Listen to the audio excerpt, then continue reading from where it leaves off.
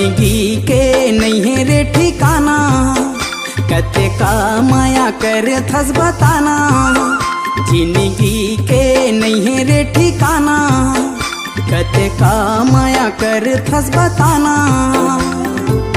आमाया कर ले, आमाया कर ले, आमाया कर ले संगवारी। आमाया कर ले, आमाया कर ले, आमाया कर ले संगवारी।